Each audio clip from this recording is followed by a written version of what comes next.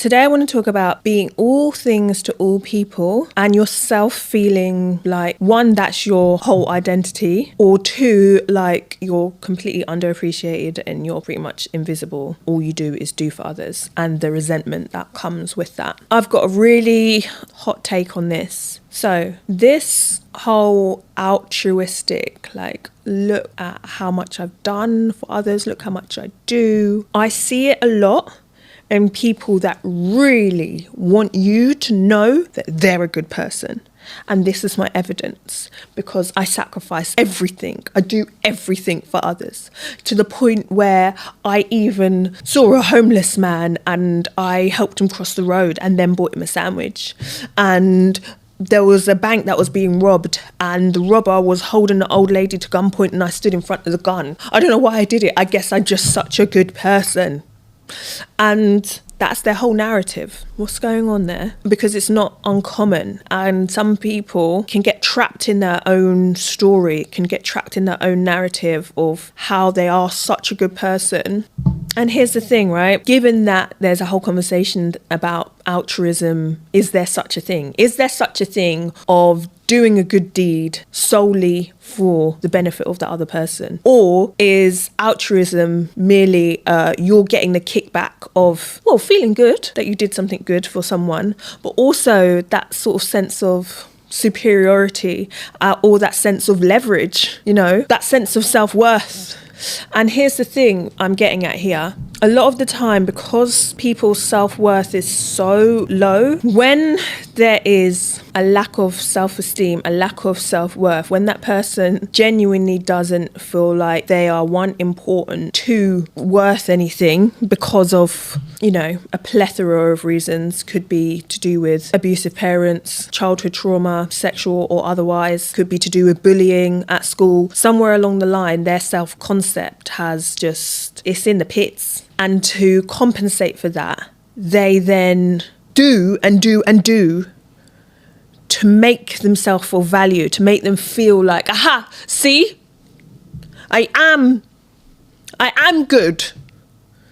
And can you see how that works? That it's almost, I always get a bit like, what's going on here? Why are you so adamant to tell me about what a good person you are because of all that you do for your family, your friend, you give and you give? What's going on? Because for some reason, you don't feel like you're worth shit and you're trying to shove it down my throat that you are a good person. Look how much you give. You give till there's nothing.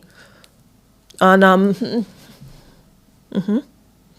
because as in my line of work, I'm thinking about how I can support you to open your perspective, to see new. It's not my job to give you any new perspectives. I just want you to be able to, you know, there's not a one truth. You know, if you're looking from this angle, you see here. As a therapist, I want you to also be able to see, what if you stand here and look at the same thing? And just open that up, because here's the thing. There's one version of the story where you are just this amazing person that, you know, helps the poor and feeds the needy. And then there's another perspective if you stand somewhere else and view yourself, and that is, I need you to think a certain way about me, you know? So if you're able to see yourself preaching this line, it might shift your own perspective. You know, if you can see your own narrative that you are trapped in or that you are adamant on, you can draw your own conclusions. So that's where my thinking goes as a therapist.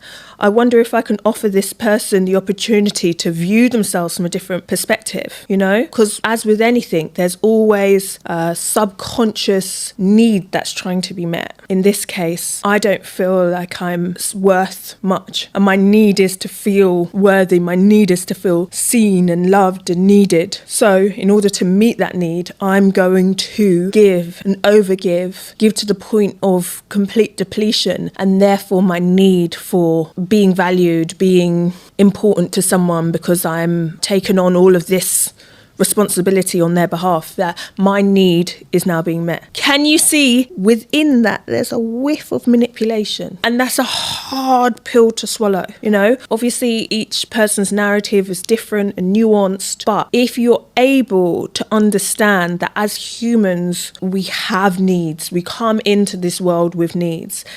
And if you went through a period of your needs, emotional or physical needs not being met by your primary caregivers, again, as a coping mechanism, you will figure out ways to get those needs met in direct ways, and that carries you through into adulthood. And then we have different ways. So on the face of it, oh my God, this person's really good. She had £100 and she gave 99 to the family member who said that they were in need.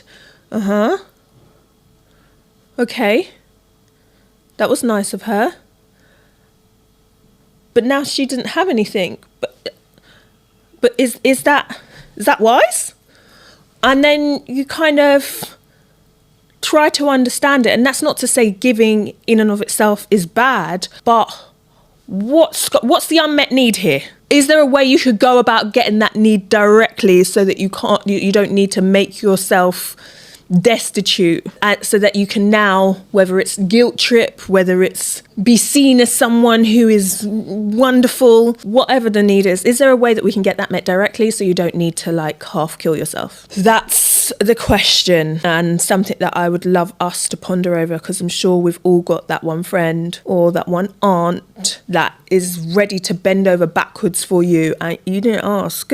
Like low key, like I didn't ask for that, but thanks. Or maybe you are the aunt that bends over backwards and people don't appreciate you, but they don't ask. Or maybe they did ask because they know that you're going to give to your last penny, and then you're upset because they're using you.